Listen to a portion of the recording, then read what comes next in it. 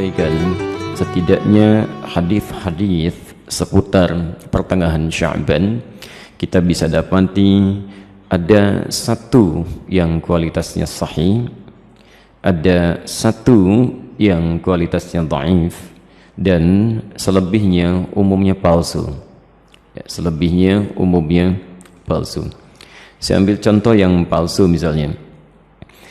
Anda bisa temukan ini di kitab Ibnu Majah. Kalau punya kitabnya Sunan Ibnu Majah jilid pertama halaman 421, atau di Sunan Al-Baihaqi Syu'abul Iman jilid ketiga halaman 387, atau kalau Anda memiliki kitab Silsilah Al-Ahadits Ad-Dha'ifah karya Syekh Muhammad Nasiruddin Al-Albani, Anda bisa temukan di nomor hadis 2132. Baik, riwayat ini disampaikan oleh seorang bernama Ibnu Abi Sarba.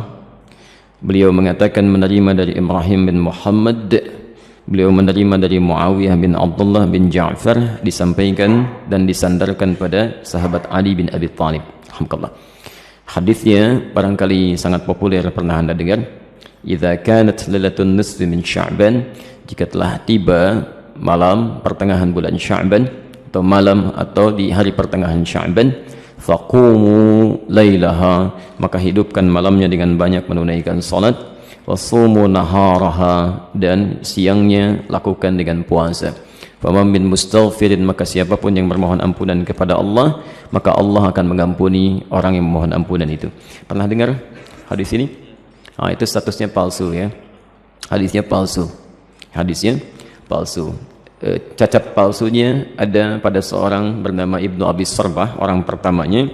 Ini dinilai oleh para ulama hadis sebagai orang yang sering memalsukan hadis.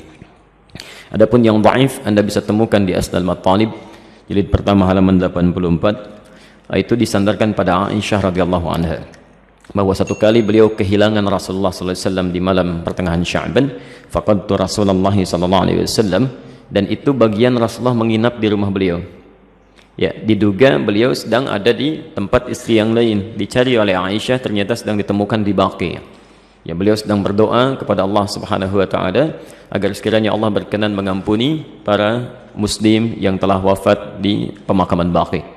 Ya, maka Rasulullah menyampaikan, katakanlah Aisyah, hari ini Allah mengamati kepada manusia dan mengampuni orang-orang memohonkan ampunan. Ini statusnya dhaif, tapi juga disahihkan oleh Syekh Muhammad Nasiruddin Al-Albani. Yang sahih itu riwayat Abu Musa Al-Ash'ari. Abu Musa Al-Ash'ari Anda bisa temukan di Silsilah Al-Hadits As-Sahihah, alhamdulillah, karangan Syekh Muhammad Nasiruddin Al-Albani, nomor hadis 1144. Ini yang sahih, yang kalimatnya juga singkat. Ya, bahwa Nabi SAW menyampaikan Allah Subhanahu wa ta'ala mengamati, bahasanya mengamati ya, kepada hambanya ya, di malam pertengahan Sya'ban, ya, di malam pertengahan Sya'ban, dan mengampuni yang memohon ampunan sekalipun sebanyak bulu domba di sekuk kalem. Nah, itu yang sahih ya. Ini sebetulnya semakna dengan hadis-hadis qudsi yang disampaikan orang pertamanya 31 orang sahabat senior, dan itu biasa keutamaan-keutamaan malam. Misal yanzilu rabbuna tabaraka wa ta'ala, Allah kemudian ya menghamparkan rahmatnya ke langit dunia kepada hambanya setiap sepertiga malam. Itu tiap hari itu ya, sepertiga malam ya.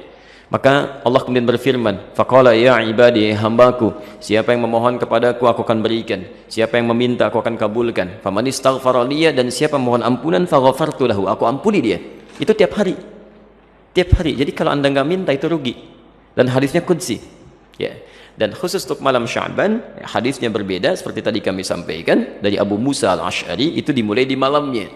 Kalau tiap hari di penghujung malam. Nah, jadi ini yang sahih. Dan amalannya Nabi tidak menyebut spesifik. Karena itu sahabat itu banyak beramal saja ya. Ada yang kemudian salatnya qiyamul lail, yang tahajud ya. Ada yang banyak beristighfar, macam-macam. Dan tidak ada amalan spesifik. Nah, jadi kalau misalnya ada amalan-amalan spesifik menunjukkan di malam itu ya, itu sesungguhnya hadis-hadis yang disepakati oleh para ulama itu hadis palsu.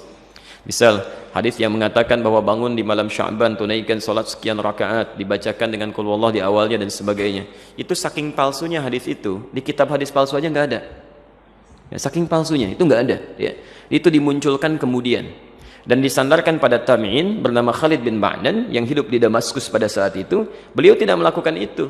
Beliau hanya menunaikan salat-salat sunnah malam gitu ya. Qiyamul lail, tahajud itu yang ditunaikan. Cuman orang salah menduga gitu ya.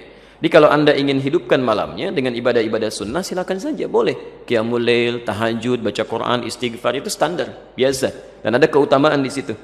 Kalau siangnya ingin puasa, boleh. Puasa Ayyamul Bid. Masya Allah, sekarang kan merangkai itu. Kamis tanggal 12 kan kemarin, Jumatnya 13, Sabtu 14, sekarang 15. Antum masih boleh puasa. Ya, sekali khair. Baik, jadi sah-sah saja kalau siangnya ingin puasa, tapi jangan disandarkan pada keterangan-keterangan hadis yang bermasalah, ya. Termasuk ada yang fenomenal itu ya. Jadi zaman dulu nggak ada, sekarang ada tuh. Ya, bahwa pada saat pertengahan Sya'ban buku amalan manusia ditutup, ya. Pernah dengar itu? Baik, kalau ditutup artinya amalan kita nggak dicatat karena ditutup. Di antum bebas saja lakukan apa aja tuh karena nggak dicatat tuh, ya. Mau pinjam handphone teman, mau ngambil sandal di Baitur Rahim karena nggak dicatat tuh, ya. Karena ditutup, tutupnya nggak dicatat dan mustahil